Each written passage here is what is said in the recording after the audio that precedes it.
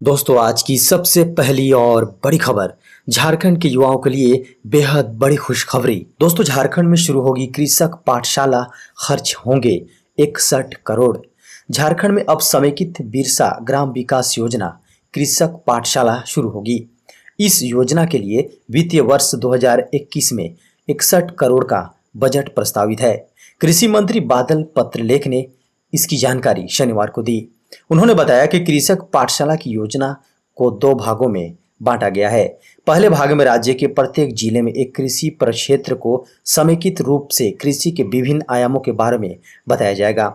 इनमें उन्नत कृषि तकनीक, उद्यानिक फसलों का बेमौसमी खेती, पशुपालन, मत्स्य पालन, सिंचाई की उन्नत व्यवस्था के बारे में जानकारी मिलेगी। साथ ही साथ वैसे स्थानीय नागरिक जो कृषि कार्य से नहीं जुड़े हैं, उन्हें पाठशाला में भ्रमण कर कृषि क्षेत्र में हो रही नई विकसित तकनीक से अवगत कराया जा सकेगा। गुमला में वज्रपात की चपेट में आने से एक युवक की मौत। दोस्तों, गुमला के पालकोट थाना के खटगांव में शनिवार को वज्रपात की चपेट में आने से एक युवक की मौत हो गई। वो अपने खेत से वापस घर जा रहा था। इसी दौरान बारिश होने लगी। इसी बीच युवक के पास तेज गर्जन के साथ वज्रपात हुई और उसकी मौत हो गई। आपको बता दें कि युवक अपनी खेत में मूंगफली रोपने गया था। काम करने के बाद वहां से वो अपने घर वापस आ रहा था। इसी बीच तेज गर्जन के साथ बिजली गिरी। इसकी चपेट में युवक आ गया और मौके पर ही मौत हो गई। दोस्तों, गढ़वा से एक चौंकाने वाली खबर सामने आ रही है। महिला से संबंध बना रहे 3 बच्चों के पिता का दीवार में दबने से मौत। झारखंड के गढ़वा में बेहद चौंकाने वाला मामला सामने आया है, जब अपनी प्रेमिका संग समय बिता रहे शख्स की मौत हो गई। बताया जा रहा है कि दोनों के प्रेम मिलन के दौरान ही अचानक घर की दीवार गिर गई, जिसकी चपेट में प्रेमी आ गया। मलबे में दबने से उसकी मौके पर ही दर्दनाक मौत हो गई। वहीं प्रेमिका की भी हालत गंभीर बताई जा रही है। उसके दोनों पैर टूट गए हैं। मृतक युवक के 3 बच्चे भी हैं। झारखंड के शहरी क्षेत्र में 6 महीने तक नहीं भरा बिल तो कट जाएगी बिजली। शहरी क्षेत्र में ऐसे उपभोक्ता जिन्होंने 6 महीने से बिल का भुगतान नहीं किया है, उनकी बिजली काट दी जाएगी। इस दौरान 10,000 से अधिक बिल बकाया होने पर भी शहरी उपभोक्ताओं के कनेक्शन भी काट दिए जाएंगे। इसके लिए रांची विद्युत आपूर्ति क्षेत्र की ओर से सूची तैयार की जा रही है, जिसमें अधिक बकायेदारों के नाम होंगे। आपको बता दें कि रांची विद्युत आपूर्ति क्षेत्र में गुमला, रांची, सिमडेगा, खूंटी और लोहरदगा के जिले शामिल हैं। साथ ही राज्य सरकार की ओर से ग्रामीण उपभोक्ताओं को डीपीएस में छूट दी गई है। ग्रामीण घरेलू उपभोक्ताओं को 4 किस्तों में ये बिल भुगतान जमा करना है। ऐसे में लोगों को सरकार की योजना के लिए जागरूक करना जरूरी है। आपको बता दें कि इसकी तैयारी कर ली गई है। पंचायतवार टीम जाकर लोगों को जागरूक करेगी। दोस्तों, फिलहाल पंचायतों की कमान मुखिया की अध्यक्षता में गठित कार्यकारी समिति के पास है। इसी व्यवस्था को अगले 6 महीने तक और विस्तार देने के लिए अध्यादेश लाने की तैयारी की जा रही है। पहले 22 जून को होने वाली कैबिनेट मीटिंग में यह प्रस्ताव रखा जाना था, लेकिन अब ऐसा शायद ही हो पाए। 22 जून के बाद अब जब भी कैबिनेट की बैठक होगी, उसमें पंचायतों की मौजूदा व्यवस्था को विस्तार देने पर मुहर लगने की संभावना है।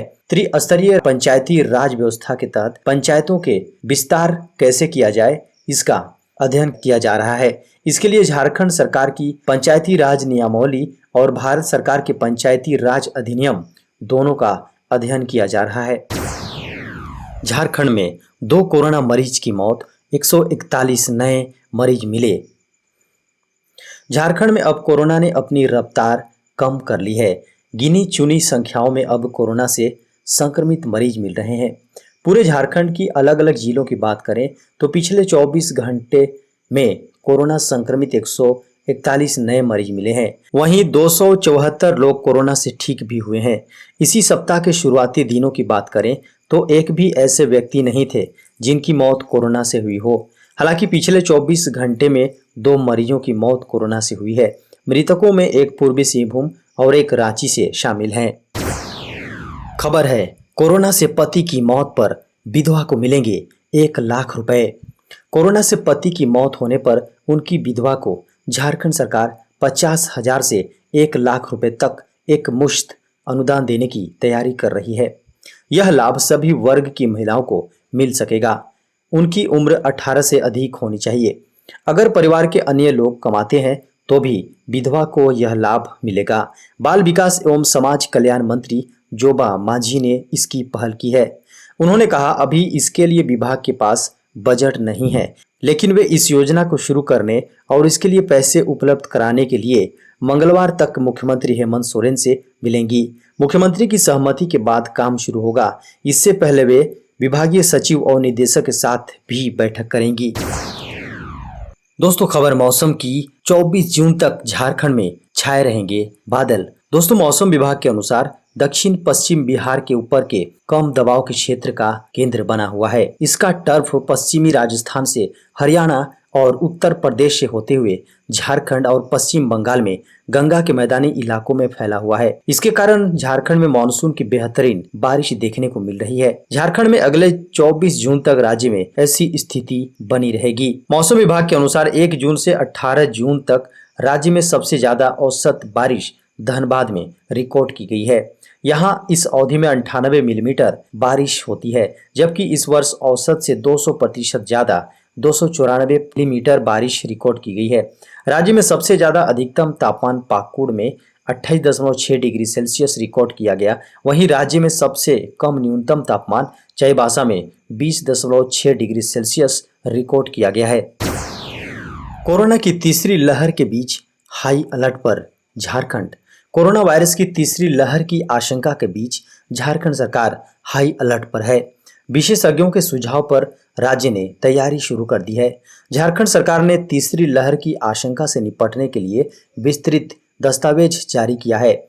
सरकार के आधिकारिक बयान में कहा गया है कि विशेषज्ञों ने सुझाव दिया है कि कोरोना वायरस तेज गति से उत्परिवर्तित हो रहा है और किसी भी तरह की सुस्ती गंभीर जटिलताएं पैदा कर सकती हैं। मौजूदा मेडिकल इंफ्रास्ट्रक्चर को बढ़ाने और अपग्रेड करने के प्रयास किए जा रहे हैं। सरकार भारत में आने वाली अनुमानित लहर के लिए लोगों, विशेष रूप से माता पिता के बीच जागरूकता फैलाने पर काम कर रही है। नहीं थम रहा रूपा तिर्की की मौत का मामला। परिजनों ने राज्यपाल से की मुलाकात। साहिबगंज के महिला थाना प्रभारी रूपा तिर्की मौत के मामले में परिजनों ने शनिवार को राज्यपाल द्रौपदी मुर्मू से मुलाकात की। शनिवार को रूपा तिर्की के परिजनों ने राजभवन आकर राज्यपाल द्रौपदी मुर्मू से मुलाकात की और साहिबगंज की महिला थाना प्रभारी रही रूपा तिर्की की संदेहास्पद मृत्यु के संदर्भ में विस्तृत जानकारी दी। बीजेपी महिला मोर्चा की प्रदेश अध्यक्ष आरती कुजूर के नेतृत्व में परिजनों ने राज्यपाल से मुलाकात की। इस दौरान रूपा तिर्की के परिजनों द्वारा कहा गया कि अनुसंधान कार्य में लापरवाही बरती गई है। परिजनों ने राज्यपाल को ज्ञापन समर्पित करते हुए न्याय की गुहार लगाई है। खबर है, अनलॉक में अब और नहीं मिलेगी छूट। गृह मंत्रालय ने राज्यों को जारी किया निर्देश। केंद्रीय गृह मंत्रालय ने राज्यों और केंद्र शासित प्रदेशों को आगाह किया है कि देश भर में कोरोना संक्रमण के मामलों में कमी को देखते हुए अनलॉक के दौरान किसी भी तरह की लापरवाही या ढिलाई खतरनाक साबित हो सकती है। इसलिए उचित कोविड व्यवहार के साथ साथ टेस्ट, ट्रैक, उपचार और टीकाकरण की 5 सूत्री रणनीति पूरी तरह अपनाए जाने की सख्त जरूरत है। केंद्रीय गृह सचिव अजय भल्ला ने राज्यों और केंद्र शासित प्रदेशों को शनिवार को लिखे पत्र में कहा है कि कोरोना संक्रमण के मामलों में कमी को देखते हुए विभिन्न क्षेत्रों को खोला जाना जितना जरूरी है, उतना ही जरूरी यह भी है कि इस दौरान पूरी तरह से सावधानी और सतर्कता बरती जाए तथा जमीनी स्थिति के आकलन के आधार पर ही निर्णय लिए जाएं। झारखंड को मिली कोविशील्ड और कोवैक्सीन की 2,82,000 डोज। झारखंड में कोरोना वैक्सीनेशन की रफ्तार को गति देने के लिए राज्य सरकार राज्यवासियों के वैक्सीनेशन पर जोर दे रही है। इसी कड़ी में केंद्र सरकार ने झारखंड को 18 से 44 आयु वर्ग के लिए कोविशील्ड की 1,92,320 डोज दी है, जबकि 45 साल से अधिक आयु वर्ग के लिए कोवैक्सीन की 89,990 डोज राज्य को प्राप्त हुआ है। रांची में क्लर्क ने हथौड़े से मारकर की पत्नी की हत्या। दोस्तों, चुटिया थाना क्षेत्र अंतर्गत एक व्यक्ति ने अपनी ही पत्नी की हथौड़े से मारकर हत्या कर दी। घटना शनिवार की है। घटना को अंजाम देने के बाद आरोपित पति फरार हो गया।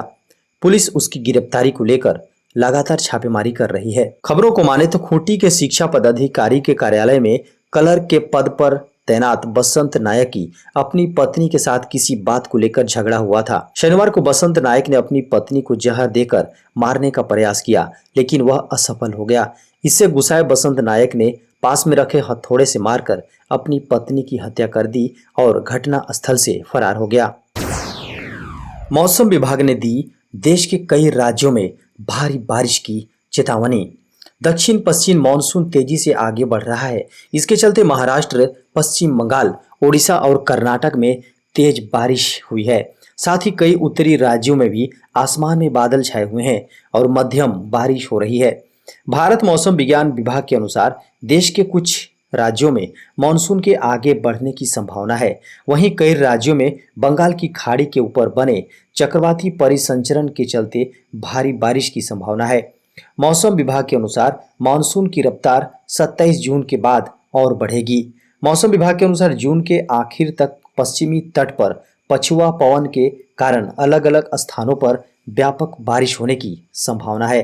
पूर्वोत्तर राज्यों को छोड़कर देश में अभी तक बारिश सामान्य के लगभग है। भारत मौसम विज्ञान विभाग ने अपने 2 सप्ताह के पूर्वानुमान में कहा है कि मानसून की प्रगति 27 जून से 30 जून के बीच बढ़ने और इसके पश्चिम राजस्थान को छोड़कर उत्तर पश्चिम भारत के अधिकांश हिस्सों में आगे बढ़ने की संभावना है।